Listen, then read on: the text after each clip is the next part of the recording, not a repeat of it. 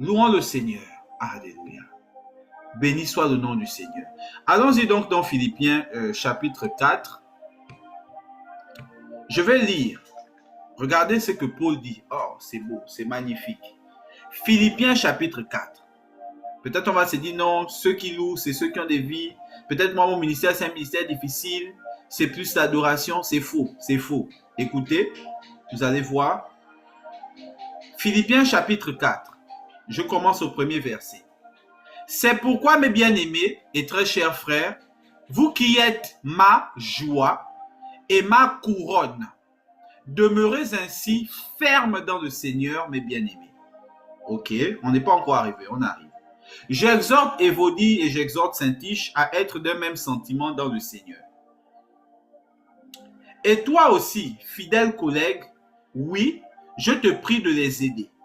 Elles qui ont combattu pour l'évangile avec moi et avec Clément et mes autres compagnons d'œuvre, dont les noms sont dans le livre de vie. Voilà ce que Paul exhorte à faire par la sagesse du Seigneur. Verset 4. Écoutez ce que ça dit. Ça dit, réjouissez-vous toujours dans le Seigneur. La suite, il dit, je le répète, réjouissez-vous. Je le répète, réjouissez-vous. Ça peut arriver que ton ministère est compliqué. Certains, nous, on a des ministères ou des destinées un peu compliquées, c'est vrai. Mais je n'enseignerai jamais que Dieu t'a créé pour que ta vie soit une constante vie de martyrisation. Même les martyrs, les Étienne et tout cela, leur vie n'était pas un constant temps de martyrisation intérieure en train de se plaindre, en train de vivre des choses difficiles et dire « je vais supporter pour aller me réjouir au ciel ». Non. Voici ce que Paul dit à des personnes dont il parle ici en disant que eux aussi combattent. Toi à qui j'écris, tu combats. Nous tous on combat, on nous persécute. Mais voici ce que le Seigneur veut. Réjouissez-vous toujours dans le Seigneur. Et il répète parce qu'il sait que lorsqu'on va dire réjouis-toi, tu vas dire mais le ministère, on nous a dit que la croix est lourde. La croix est comme ceci. Mais on fait comment pour se réjouir? Tu es sûr que c'est le but de Dieu? Se réjouir, ce n'est pas pour nous. Nous, on doit souffrir pour que les autres puissent vivre. Non, celui qui a souffert pour que les autres puissent vivre, c'est Jésus lui-même. Et Jésus a dit quoi dans un des versets qu'on avait lu dans Romains? Je vous donne ma joie parfaite. Donc Jésus lui-même, dans toute la souffrance, avait ce qu'on appelle une joie parfaite. Alors pourquoi toi et moi, on va accepter le fait de ne pas avoir en nous de la joie? Pourquoi toi et moi, on ne loue pas? On est constamment dans l'adoration, dans la supplication, dans les lamentations. L'adoration, c'est une très bonne chose. Tu témoignes ton amour de Dieu. Mais Dieu veut aussi que tu vois les choses qu'il fait pour toi. Dieu veut qu'il y ait en toi de la réjouissance, de la louange. Parce qu'il ne t'a pas mis sur terre pour souffrir. Il t'a mis sur terre pour être un instrument de sa grâce. C'est le péché qui cause la souffrance de ceux qui aiment Dieu. C'est le péché qui les attaque. Mais on n'a pas dit que le péché domine sur toi. On n'a pas dit que les circonstances dominent sur toi. On a dit toi, tu domines sur elles. Et quoi qu'il arrive, tu es appelé à quoi? À te réjouir, à louer. Il faut que de ta bouche, il sorte béni soit le nom de Jésus. Oh Seigneur, je te bénis aujourd'hui. Il faut que chaque matin, tu trouves quelque chose pour bénir Dieu. Tous les jours de ta vie, réjouis-toi. On parle de toi. Dieu voit ton combat. Il voit comment on lutte contre toi. Parfois à cause de raisons qui ne font pas de sens. Mais il te dit, ce n'est pas mon plan pour toi, l'émotion que tu ressens en ce moment. Le sentiment plutôt. Et l'émotion que tu manifestes. Oui, je vois tes attaques. Oui, je vois ton combat. Mais mon plan pour toi, réjouis-toi. Loue-moi. Et refuse toute chose qui t'empêche de me louer. Parce que je t'ai créé pour que tu sois ma gloire sur la terre. Que ce soit au travers de tes bénédictions ou de tes tourments temporaires, que ce soit au travers de tes victoires ou de tes combats, tu seras toujours dans ma joie et je te bénirai encore. La suite, Verset 5. Que votre douceur soit connue de tous les hommes. Le Seigneur est proche. Il ne faut pas qu'un chrétien te voie, toi tu dégages l'amertume ou tu es amer avec les autres. J'ai parlé avec une sœur hier et puis on échangeait. À cause des expériences, elle me disait que c'était un peu compliqué d'être capable d'aller de l'autre côté, de manifester la vie comme avant. Et puis là, le Seigneur m'amenait à lui parler de la douceur qui est en elle. Cette douceur-là doit être connue. Elle ne doit pas être cachée. Et qu'est-ce qui nous empêche parfois d'être doux? C'est parce qu'en nous, parfois, il n'y a pas de louange. Il n'y a pas de béni soit l'Éternel. La dernière fois, on était dans le sens de l'adoration. Là, maintenant, on va dans le sens de la louange. Oui, un chrétien est appelé à bénir, à adorer son Dieu, à l'aimer plus que tout, à ce qui soit son plus grand trésor. Mais un chrétien est aussi appelé à vivre de réjouissance, à témoigner les louanges, que ce soit dans les bons ou dans les mauvais moments. Que nul ne vous fasse croire, peu importe son titre, son nom, son autorité, que Dieu vous a appelé à souffrir. C'est faux, c'est faux. Et peu importe ton ministère, c'est faux. Ce n'est pas vrai. Et ça ne le sera jamais. Puisque Dieu lui-même est amour. Dieu lui-même est paix. Dieu lui-même dit, ma bénédiction n'est suivie d'aucun chagrin. Le même Dieu qui t'a dit que la croix que tu vas porter, dont tu dois te charger, elle aura ses difficultés, son poids, sa lourdeur. Il n'a jamais dit qu'à cause de cette lourdeur, tu seras tous les jours triste. Il a dit, malgré cette lourdeur, tu seras avec mon fils Jésus, qui va rendre ce poids-là léger, un joug léger.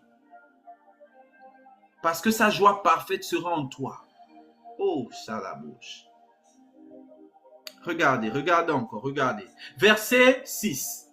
Ne vous inquiétez de rien, mais en toute chose, faites connaître vos besoins à Dieu. Donc, si tu as des problèmes, Dieu te dit, fais-les simplement connaître à Dieu. Mais regardez ce que Dieu fait. Il dit, tu dois les faire connaître par des prières. Je sais que tu sais prier. Des supplications. C'est des prières où tu supplies Dieu, oh Père, la situation a trop duré. Mais regardez la suite, par des actions de grâce. Des actions de grâce. Quand on parle d'actions de grâce, on parle de remerciement. On parle de louange. On parle de gestes de louange, gestes de remerciement, gestes de bénédiction, gestes de réjouissance.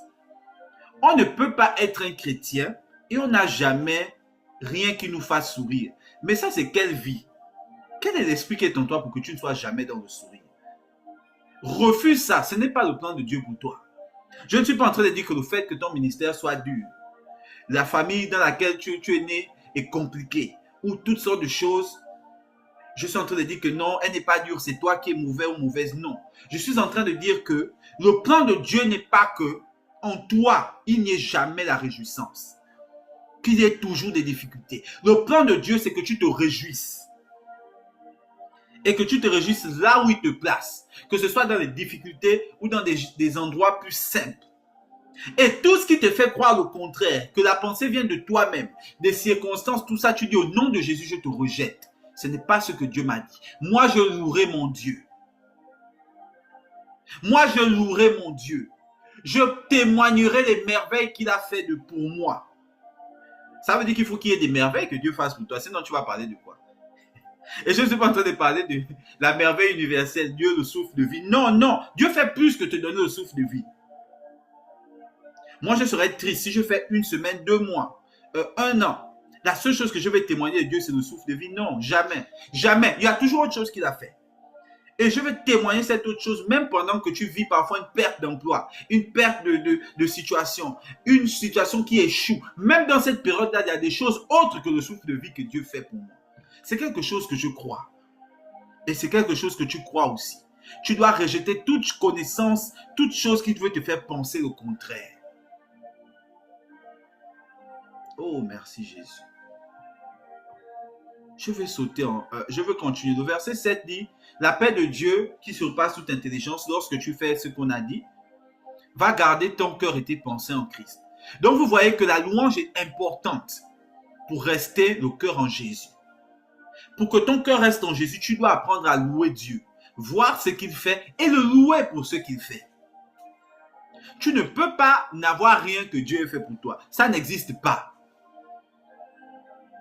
Ça existe des gens, et moi j'étais beaucoup un exemple de ça, qui ne se concentrent que sur la chose qu'il veut que Dieu n'a pas fait, au point de ne pas voir ce que Dieu fait et qui est autre que le fameux souffle de vie dont nous tous en témoignent. Ça existe ça. Alors Dieu me dit, arrange-toi, le problème c'est toi. Tu ne me loues pas suffisamment. Dans les petites choses, tu ne sais pas me dire merci. Même quand je te donnerai des grandes choses, tu ne reconnaîtrais pas qu'elles viennent de moi, puisque les petites, tu ne les reconnais pas. Apprends à me louer. Loue-moi. Et tout ce qui te fait croire que ta vie est faite pour supporter les fardeaux des autres. Moi, j'ai longtemps cru ça.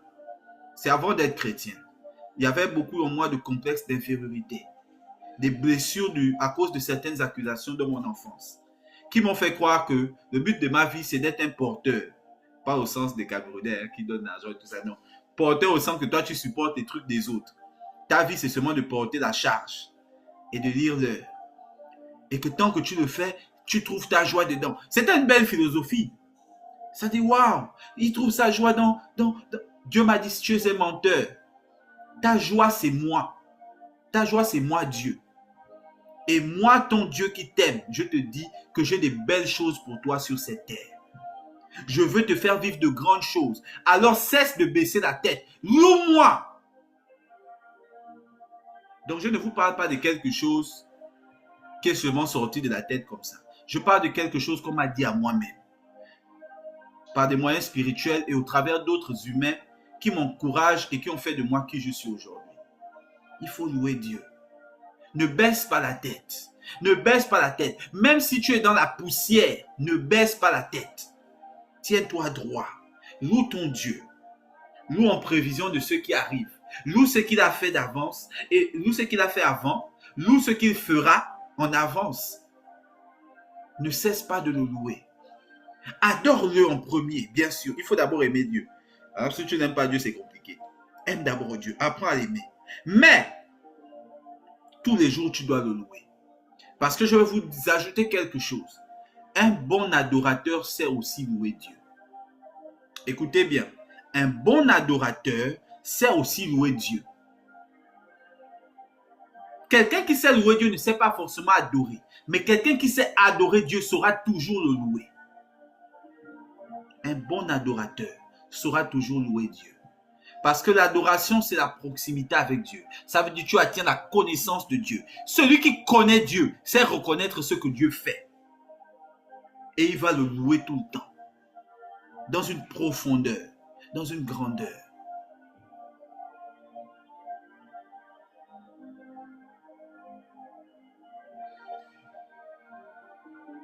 Je vais sauter quelques versets. Verset 11. Écoutez ce que nous devons apprendre ce soir. Ensuite, je laisserai les gens qui ont des témoignages. Je ne vais pas trop durer par la grâce de Dieu. Il dit, ce n'est pas en vue de mes besoins que je dis cela. Écoutez, car j'ai appris à être content de l'état où je me trouve. Verset 12. Je sais vivre dans l'humiliation et je sais vivre dans l'abondance. En tout et partout, j'ai appris à être rassasié et avoir faim, à être dans l'abondance et à être dans la disette. Verset 13, que nous aimons tous. Je puis tout par celui qui me fortifie. Oh, alléluia. Je puis tout par celui qui me fortifie. Il dit, ce n'est pas une question de besoin. Ce n'est pas une question de circonstance. J'ai appris à vivre dans l'humiliation. Le mot vivre est très important. Il ne s'agit pas de respirer, il ne s'agit pas de survivre. Vivre. Lorsque Dieu parle d'être vivant, on parle d'avoir en toi la vie de Jésus. Et la vie de Jésus contient ce que Jésus appelle lui-même la joie parfaite. Tu dois la garder en toi quoi qu'il arrive. Tu dois la garder en toi quoi qu'il arrive, quoi que tu traverses. Je sais vivre. Je sais vivre.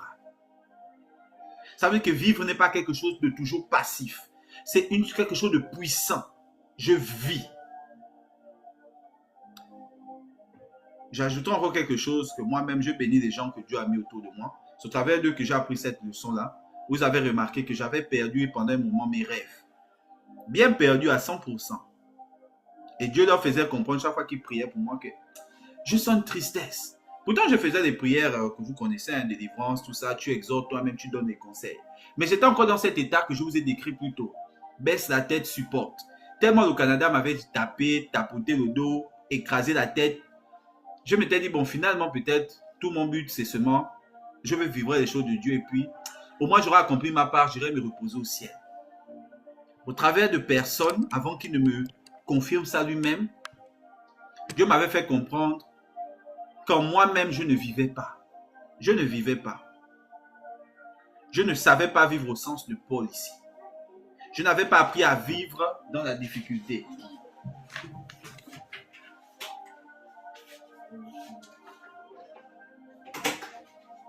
Je n'avais pas appris à vivre dans la difficulté.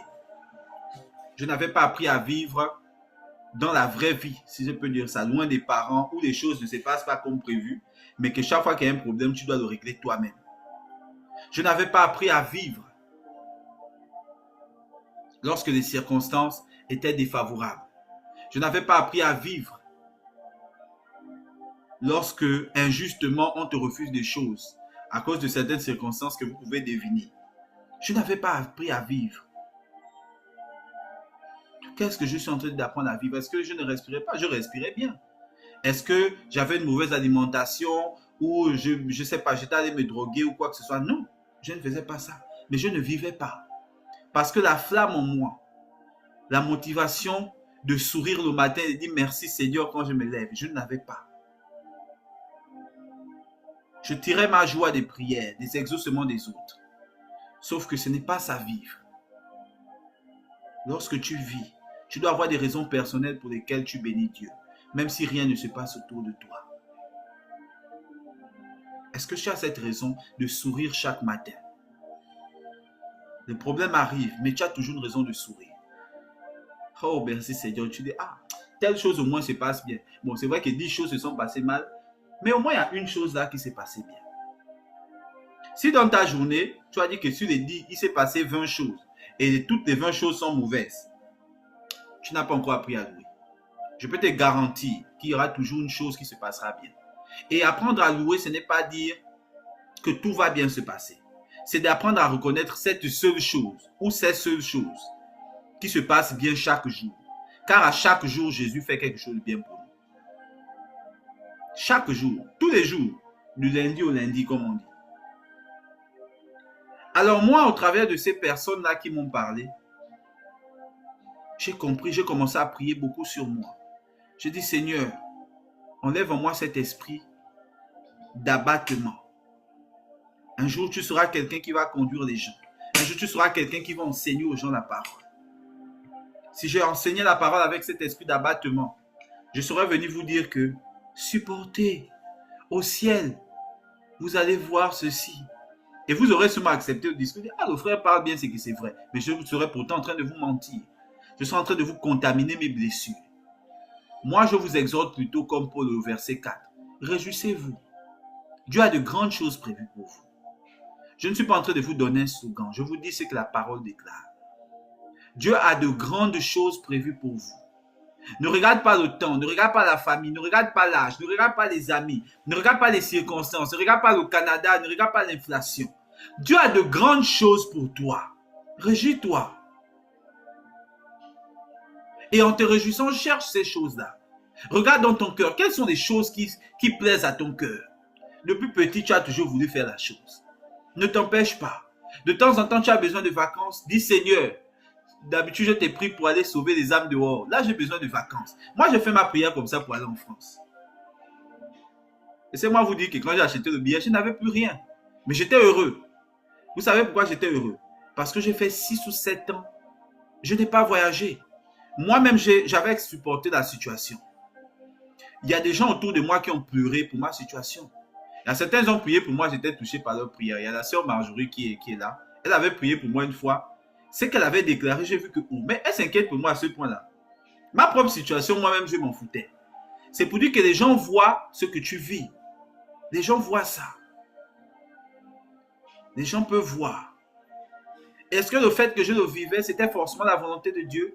Pas forcément. Il y avait sûrement une part de ce que je devais traverser, mais il y avait une part qui venait de moi. Moi, de prendre la décision que malgré que je n'ai rien dans les poches, je vais vivre quand même. Et le jour où j'aurai dans les poches, je vivrai toujours. Ma vie ne doit pas dépendre de ce qui se passe autour de moi. Ma vie doit dépendre de moi-même avec Dieu. J'ai su l'adorer, alors je vais le louer aussi. Et quand tu es dans cette atmosphère, lorsque Dieu va envoyer le petit signe pour lequel il dit j'accepte ta volonté de voyager, tout de suite tu vas voir l'argent arriver avant même de le recevoir. Tu vas le ressentir. Tu sauras que ce petit 100 $ là, c'est l'investissement premier. Tu prends, tu dis ça là, je ne bouge pas ça jusqu'à ce que je voyage. Et ça t'accompagne, tu te retrouves à aller dans les restaurants avec ça, là où tu vas. Dieu est un Dieu d'amour. Je vais essayer de m'arrêter ici. Ton Dieu t'aime. Ton Dieu veut te faire vivre de grandes choses. Il veut te faire vivre des grandes choses au travers de circonstances favorables, mais aussi au travers des circonstances défavorables. Arrête de vivre en fonction des circonstances. Vis en fonction de ce que Dieu t'a dit. Vis en fonction de ce que Dieu t'a dit. Vis en fonction de ce que Dieu a mis en toi, le vouloir et le faire. Dis, j'aimerais bien avoir telle chose. Est-ce que c'est la volonté vraiment de Dieu? Dieu dit, mais, ok, peut-être c'est pas ma volonté, peut-être c'est ma volonté. Mais propose-moi au moins, fais au moins les démarches. Et moi, si c'est pas moi, je vais te dissuader. T'en dissuader plutôt. Mais toi, tu ne fais rien. Tu dis, comme Dieu n'a rien dit, je ne fais rien. Après, tu dis, Seigneur, toute ma vie, je n'ai fait que souffrir. Il dit, mais à aucun moment tu t'es levé pour dire, malgré que je n'ai rien dans les poches, je dois vivre. Parce que Dieu a dit que je vis. Et Dieu m'a dit au travers de Paul qu'il est possible de vivre dans l'humiliation. Au sens de ce qu'est la vie, la joie, le bonheur, la présence de Dieu manifestée. Vivre dans l'abondance. Au même sens de vivre. Vivre dans l'abondance, ce n'est pas ta joie vient de l'argent que tu as. Ta joie vient de Dieu. Et l'abondance t'aide à manifester le plan de Dieu. Lorsque quelqu'un vit en Dieu, l'abondance fait de lui quelqu'un de généreux. Naturellement. Parce qu'il a appris à voir la joie indépendante de tout ce qui se passe autour de lui. Elle ne dépend que de Dieu. Tant que Dieu est là, tout va bien. Dieu te dit, laisse-le vivre en toi. Ta circonstance est peut-être compliquée. Dieu le voit. C'est ce qu'il a dit au verset, je pense, 3. Je vois les combats que vous menez. Tout comme nous menons des combats ici. Vous avez vu comment c'est dur. Mais laissez-moi vous dire quelque chose, réjouissez-vous.